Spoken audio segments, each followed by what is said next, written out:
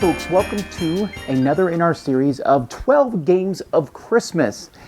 This video I'm going to be giving you 12 options for you to get for great kids games for Christmas. So maybe you know some kids or some families who you want to get some games for. And each year when we do these, we try to pick games that are mostly in print and games that you can find.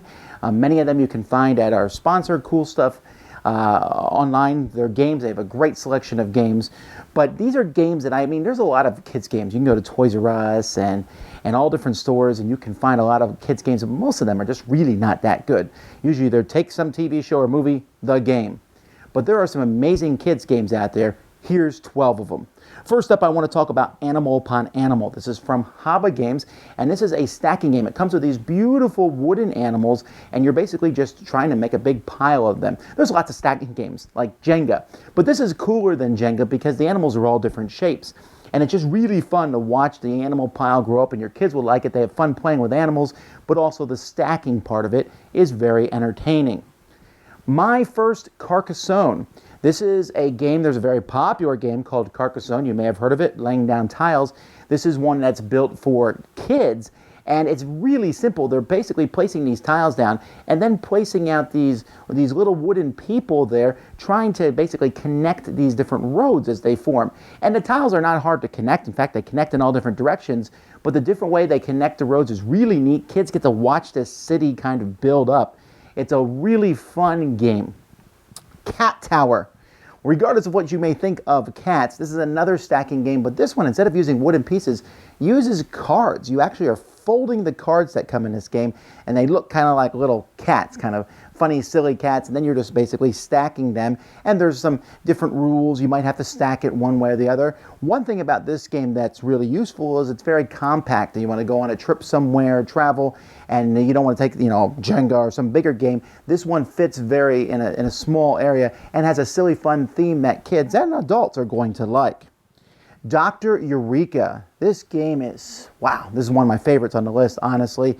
In this game, each kid gets a bunch of vials, and in these vials are different balls, orange, purple, and green. And you'll flip a card over, and it shows the order that you have to have the balls in the different containers. And so you're pouring them back and forth. And it's dexterity, because you're trying to pour them without the balls falling all over the table.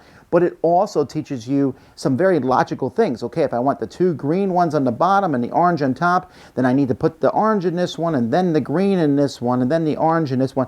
And it's really good. It teaches some great skills, and it's fun, and it's also one that parents can compete with their kids on a fairly even level. Happy Salmon. Now this is not just a kid's game, right? This can be a family game, this can be a party game. This is one that can fit in many different situations, but in Happy Salmon, you have a deck of cards that you are trying to get rid of.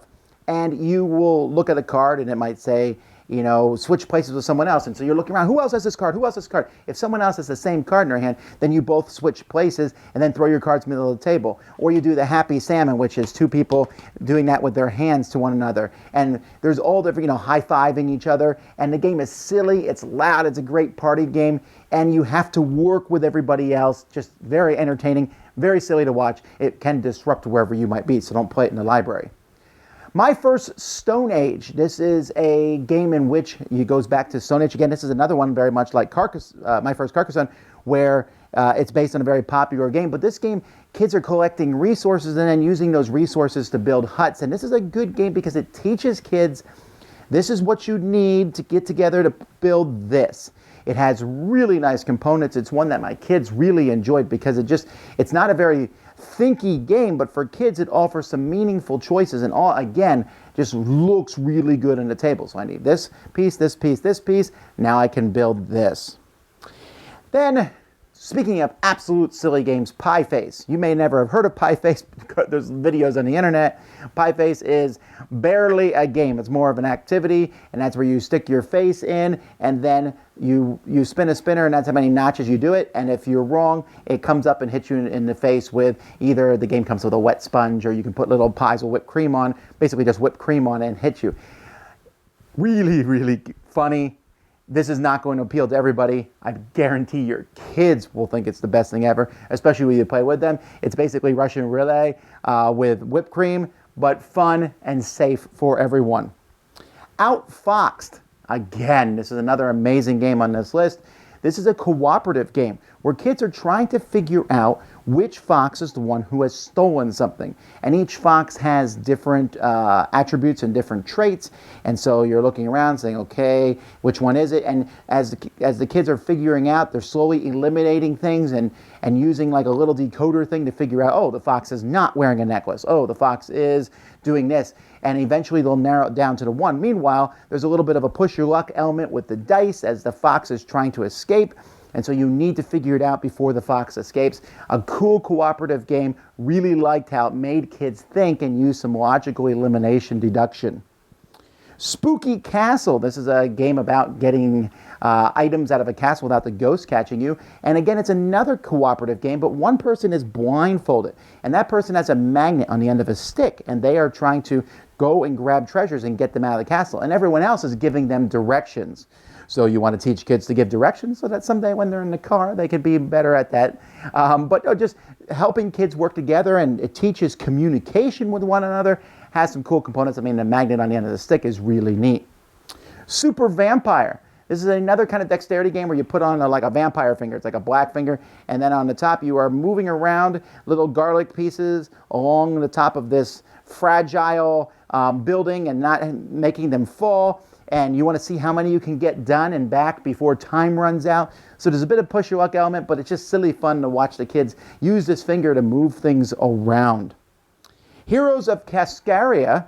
This is a game in which kids are going to be playing cards to move one of their two creatures to the top. It almost has a Harry Potter-esque type artwork to it. It's not. It's in its own universe. But in this game, you're going to draw cards or play all the cards of the same color. So you can teach kids that the more cards they draw, then they can play like 4 orange cards at the same time. That gives them more actions. It teaches them the economy of doing things, the economy of time. At the same time, it's more of just a fun race game to see who can get to the top of the mountain first and get the most gems. And finally, Top That, or Top Hat. This is a game about hats, and of course, how can you go wrong with such a thing? In this game, kids are going to get a couple items, like 4 or 5 plastic items, including a hat, including a rabbit. You flip over a card, it will tell you which items you're using that round, which items need to be inside other items, and then how they should be stacked. And so you're trying to figure out the best way to stack these items, make sure some are hidden, make sure some aren't even involved at all, and the first person to do it is the winner of that round. It teaches logic and spatial things, what goes in what. Very simple though, kids really get a big kick out of it. Guys, there's some amazing games out there for kids. I just gave you 12 of them. If you know kids who are looking for something for Christmas, these are almost all, I should say, I feel pretty confident in these. I can guarantee that they're going to enjoy these. So check them out. If you're looking for other great games for Christmas, hang on to the end of the video and you can check out our other top 12 games of Christmas lists. Thanks so much for watching. I'm Tom Vasel. Merry Christmas from the Dice Tower.